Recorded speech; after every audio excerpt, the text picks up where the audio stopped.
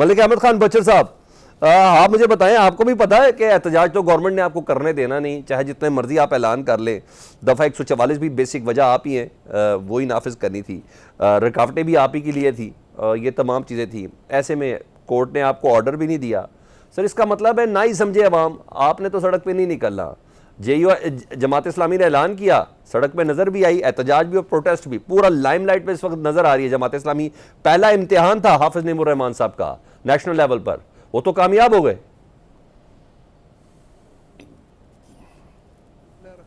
اصل میں بات یہ ہے جی، دیکھیں دو مختلف ترجیحات ہیں. جو اب آج کل سے پرسوں سے جو ہمارا حال ہو رہا ہے نا جی، میں اتنا عرض کروں گا کہ اب جماعت اسلامی کا اور ہمارے دھرنے ہمارے احتجاج میں فرق یہ ہے کہ ہمارے پیچھے جو لوگ لگے ہوئے ہیں نا جی، وہ بھی جماعت اسلامی کے پیچھے نہیں لگے. پہلی بات، اوکے، ہمارے پیچھے جو مخلوق ہے وہ انہوں نے 4 دن پہلے سے ہمارے لوگوں کو پکڑنا شروع کر دیا اور نامعلوم جگہ پہ لے کے جا رہے ہیں. جماعت اسلامی کے ساتھ جو ایک مشینری ہے، ایک سمپل، جس طرح ایک گورنمنٹ جو ان کی گورنمنٹ آئی ہوئی ہے اور وہ صرف گورنمنٹ کر رہی ہے. آپ کو پتہ ہے کہ ہمارے ساتھ گورنمنٹ پلس اسٹیبلشمنٹ سارا اکٹھا ہو جاتا ہے. میں صاف سی بات کر رہا ہوں. ٹھیک ہے، تو اگر ہمیں یہ صرف دفعہ 44 سے تو ڈرائیں تو ان سے تو ہم نہیں ڈرتے، لیکن ہمارے بندے یہ غائب کر رہے ہیں. لیکن اب چونکہ پہلے بھی آج تو چلو ہمیں کورٹ نے کہا نا جی، چلو کورٹ نے ایک ہمیں ڈیسیژن دیا اور ایک جو ڈسپلن جماعت ہے اس کا یہ حق بھی بنتا ہے. سر ترنول میں تو آپ کو کورٹ نے بھی اجازت دی تھی، آپ نہیں کر سکے. کیا تو کوئی ملک صاحب ترنول میں تو آپ کو کورٹ نے بھی اجازت دی تھی، تب بھی نہیں کر سکے. جی کورٹ نے ہمیں جب اجازت دی تھی نا جی، تو اس وقت ان کے ڈپٹی کمشنر نے رات کو ادھر پانی چھڑوا دیا، پولیس بھیج دی، ہمارے ساڑ دیا اور کہہ دیا جی کہ محرم اور حرام شروع ہو چکا ہے. تو اس وقت بھی ہمارے پکڑ دکڑ ہر چیز ہو گئی تھی. اصل میں بات ہے جی رویوں کی. اب آپ خود دیکھ لیں کہ رویے ان کے کس طرح ہیں کہ چلو پاکستان تحریک انصاف سے تو ان کی ذاتیات ہو گئی، ہم تو سارے کچھ الزامات ہمارے اوپر لگ گئے. ہم تو وہ آپ سمجھتے ہیں کہ بقول ان کے پتہ نہیں کیا سے کیا ہمارا کلچر ہو گیا. اب جماعت اسلامی کے متعلق انہوں نے ایک دھرنے کا اعلان کیا ہے اور انہوں نے بجلی اور آئی پی پیز کے معاملے پہ اعلان کیا ہے. تو ان کے پرامن احتجاج کو کیوں یہ روک رہے ہیں؟ کامران مظہر صاحب، آج جمعیت علماء اسلام نے بھی احتجاج کی کال دی تھی، کیا ان کی احتجاج کی کال بھی آئی پی پیز، بجلی، مہنگائی، الیکشن یا کچھ اور تھا؟ نہیں، ہمارا آج ایشو اور تھا. ایک سپریم کورٹ سے ڈیسیجن آیا ہے، ہم نے ایک ریویو فائل کیا تھا، ہم نے بھی اور تقریباً تمام مذہبی جماعتوں نے، جس میں جماعت اسلامی بھی شامل ہے اور باقی ساری تقریباً تمام مذہبی جماعتیں شامل ہیں اس میں. تو اس میں جو ہے وہ ریویو کسی حد تک تو انہوں نے کیا ہے، کوئی تھوڑی سی کلیئرٹی دی ہے. یہ قادیانی والا ایشو ہے، مگر باقی کہیں ایک آدھ جگہ پہ جو ہے نا وہ ابھی تک سٹل جو ہے نا ایمبیگوٹی بھی ہے اور وہ خرابی بھی ہے. تو وہ ہم نے اس کے اگینسٹ کال دی تھی اور پورے پاکستان میں آج ہمارا بھی جو ہے وہ احتجاج ہوا ہے.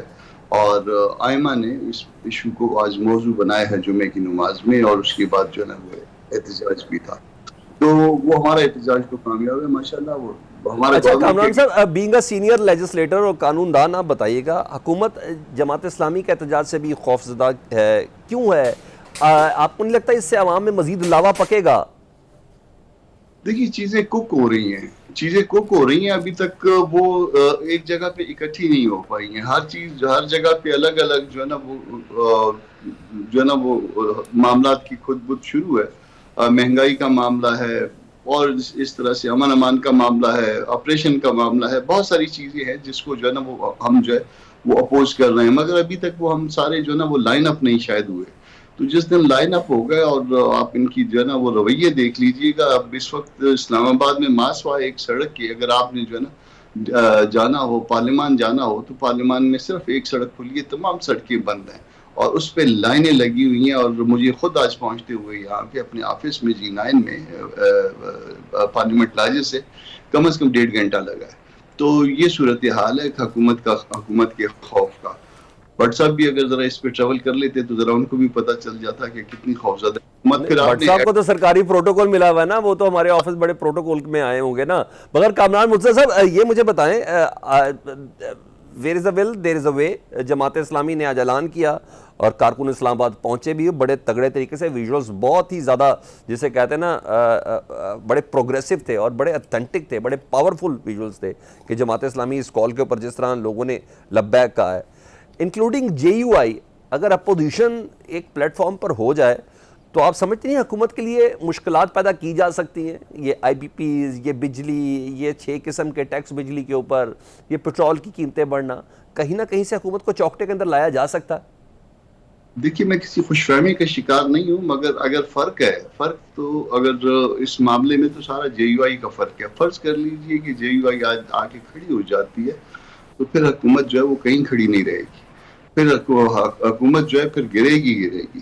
تو اس کا اندازہ شاید حکومت کو بھی ہے اور باقی دوستوں کو بھی ہے. مولانا اس وقت عمرے پہ ہیں اور ہماری جو ہے وہ کل نہیں پرسوں میٹنگ ہے, ہماری جو کمیٹی بنی ہوئی ہے پی ٹی آئی سے بات کرنے کے لیے. پرسوں شام کو ہم میٹنگ کریں گے آپس میں, اور اس کے بعد دین جو ہے نا پی ٹی آئی سے ہم بات کریں گے.